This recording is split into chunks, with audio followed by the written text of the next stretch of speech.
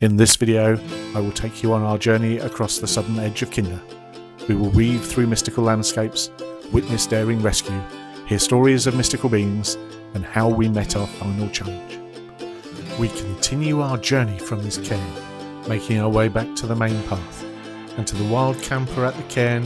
If you are watching, I hope we didn't wake you up. Leaving Rin and Roger behind us, we headed into a world where the familiar falls away, and the path now takes us into the unknown. We flow through the landscape like a great unwritten page. Step by step, the hillside lifted us into the wind, and ahead, the gritstone edge, its ancient stones, carved by centuries of storms, awaited our boots. We were blessed. Weather near perfect, cloud was high, the sun dancing in the sky. We strode naturally along this way. This path leads to Nether Tor, a place where boulders lie scattered, like the bones of old mountains, shaped by frost, fractured by time, softened by lichen and silence, and where I'm sure each stone holds its own story. Before I forget, I should probably say that the Kinder Plateau, or Edale Moor as it is also known, is a veritable wilderness.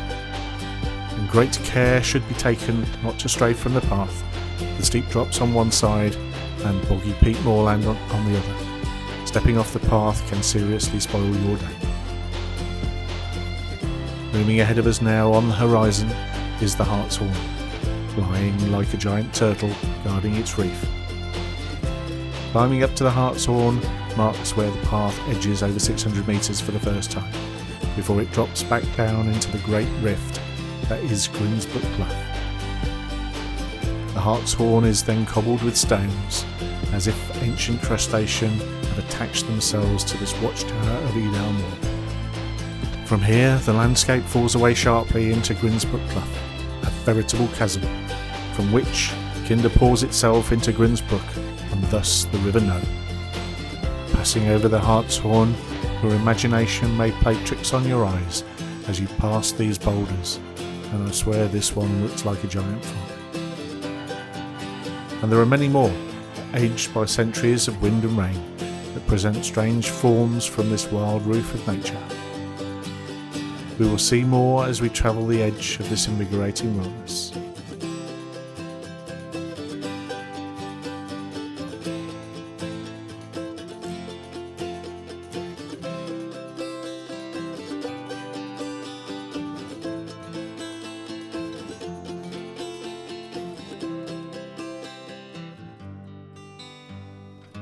Not an ancient feature, but this fence line cuts across the plateau to the northern edge and serves as a waypoint to prevent walkers straying off the marked path. Passing through this gate, the path leads around the edge of the rocky ravine that is Grindsbrook Clough.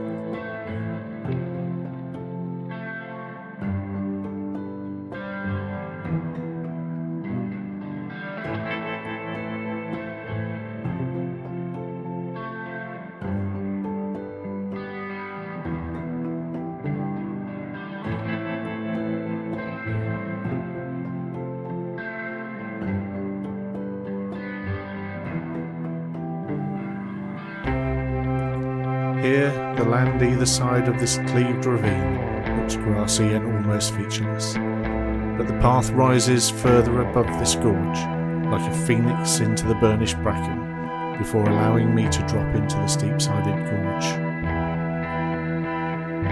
Here, though, is the opportunity to cross the brook, which should be noted requires a little bit of a scramble to make it across. Today, the brook was flowing at but a trickle, so just a big step to climb out of the clough and back onto the path, but I'd expect much more water to be flowing after it has rained.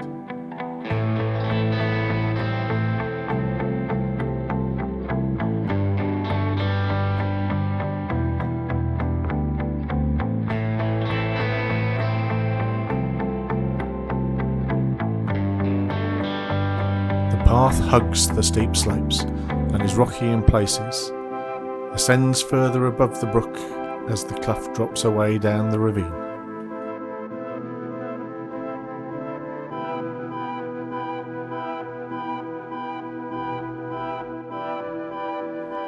Reaching the top, the path sweeps around a grassy knoll before a cairn comes into sight.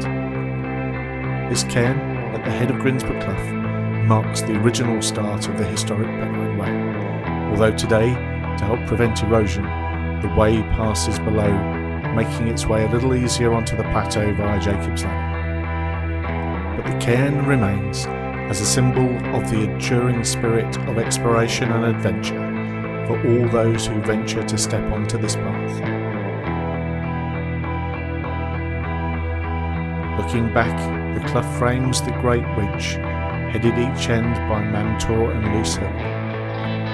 But turning west, picking up the stone slab path, I continue my journey. A journey for which there is still a way to go.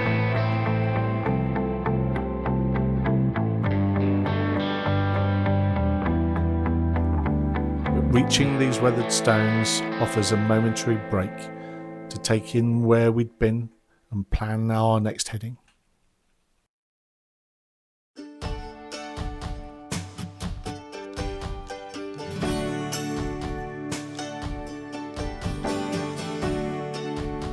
Crowden Tower rises ahead, long before you actually reach it, a dark broken crown on the skyline, half hidden in a shifting light.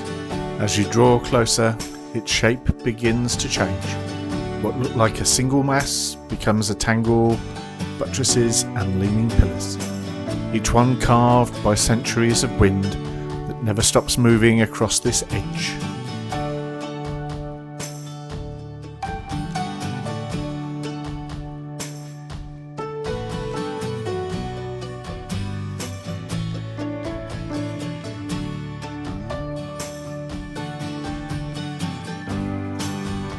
Below, the land falls away into the deep cleft of Crowden Brook. You can hear the water long before you see it. At this point, the Old Pennine Way heads up and over the moor, but we're heading around Crowden Clough Head and up to Crowden Tower. First, we need to cross Crowden Brook, which fortunately today was but a trickle again. But after rain or snow, and particularly in the winter months, this can be impassable. Today the crossing was easy enough, so just up these steps to Crowden Tower.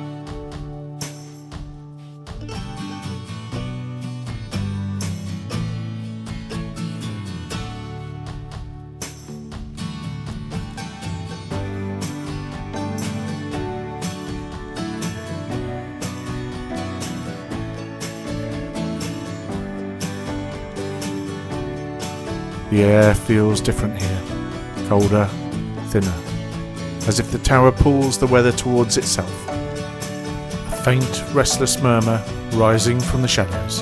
The sound threads through the silence, like a reminder that even here, in this place of stillness, the landscape is always moving.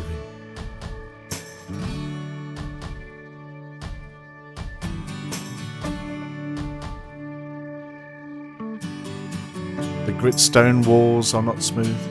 They're furrowed and fluted, worn into strange organic forms.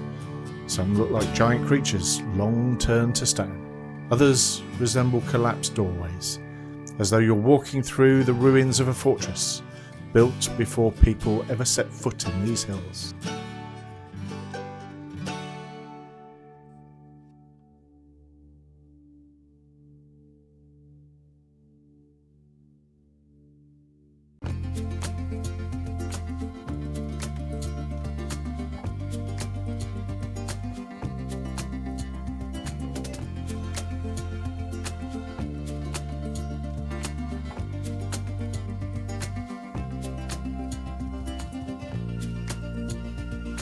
As you pass over the tower, there's a sense of crossing a threshold, as if the moor is letting you in. Beyond the tower, the world opens again, and the plateau stretches out in muted browns and golds, and the path winds its way towards the woolpacks.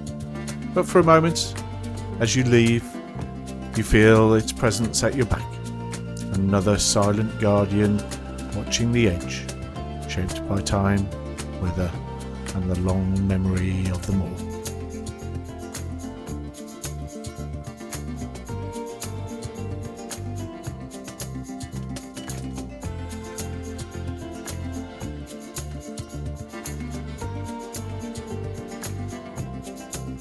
Beyond the tower, the landscape becomes stranger still as we enter the Woolpacks. This is a labyrinth of rounded gritstone boulders scattered across the moor. It's easy to see how this place earned its name. These rocks look like giant sheep dotted across the plateau. Walking through here, it feels like exploring a natural sculpture park.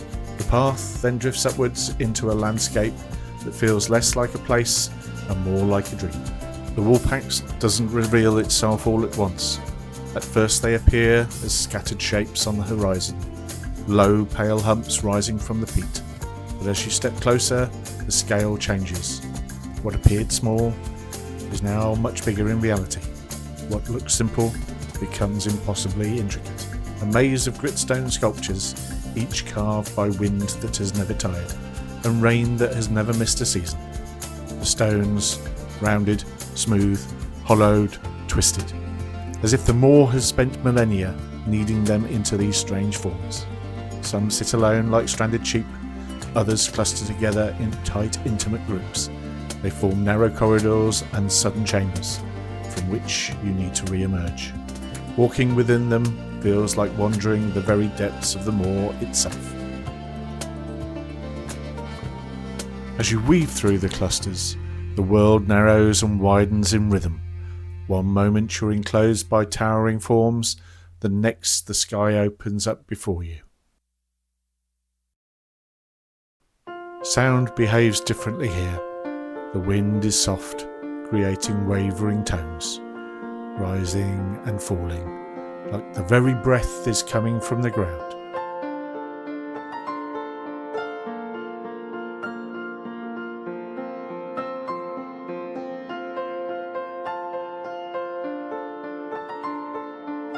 Footsteps land quietly on the dark peat, swallowed almost instantly. Even your own voice feels muted, as though these stones prefer silence. A sense of playfulness lies in these shapes. The folds in each stone seem as if something much older lies beneath, something patiently waiting. Not accidental, but deliberate, shifting differently with every step, every angle and every passing cloud. And as you leave behind this world, the path rises gently again towards Pym Chair, and the long sweep towards Edale Moor. The shapes linger in your mind, timeless, weather-worn giants, resting quietly on the moor, as if centuries have passed just for this moment to be. The path leads onward. Pym Chair is a deep cleft in the rock that forms a dramatic gateway between the tors. This, then, perfect spot to pause and reflect on the route we've travelled, and to appreciate the wildness of the Kinder's southern edge. As the last sight of the Woolpacks fades into the distance behind you, the landscape begins to sharpen, as it rises once again before our feet. Pym Chair forms a solitary throne, perched upon the rim of the plateau, standing apart from the chaos of the Woolpacks, as if it were a shepherd watching their flock. The stone here feels older, much more deliberate, its edges cleaner and more defined, as if the wind carved it with a steadier hand. Approaching it, something feels more solemn, as if the moor was now serious and no longer playful. Passing, the ground drops away with a vast, steady sweep. The valleys below lie quiet and distant. Softened by haze, the wind rises here, brushing the stone with a soft, steady breaths. Inviting stillness, this is a place where you pause without meaning to, and when stepping away, feel that this is a place where you should not leave your post. Yet the moor beckons you on, calling you toward the Noe Stool, a squat, weather-worn block, seemingly modest to the grandeur of those stones already past.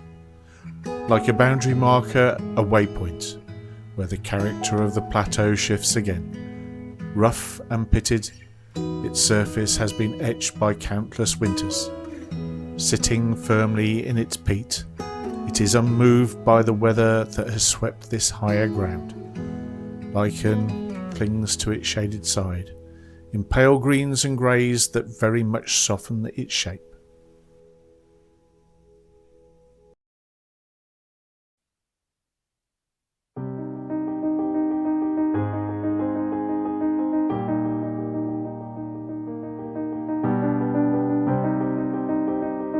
Passing it, you feel the landscape begin to open wider.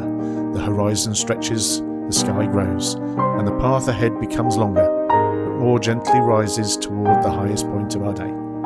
Though the Noe Stool doesn't demand our attention, it simply endures it, as a quiet witness to everyone who passes this way. As we leave the edge behind us and turn inland across the plateau, the terrain becomes darker again and softer underfoot. The gritstone gives way to the peat of the moorland. The climb is subtle but steady. The moor lifts you almost effortlessly, carrying you to the broad open crown of Kinderlow and its lofty trip point. Passing a few scattered stones, the path becomes lined by heather and deep peat furrows. The wind now a little stronger, and perhaps cleaner, as if it has travelled farther to see you. The sky seems closer too. And then, suddenly, the trig point comes into view, stark in contrast to the muted colours of the plateau you are now leaving. It doesn't shout for attention, but with its calm presence, it draws you nearer all the same. Your journey here is done, and the memory of it is almost past. For a moment, the wind drops, the plateau feels utterly still, and everything settles into a silent memory. You are there.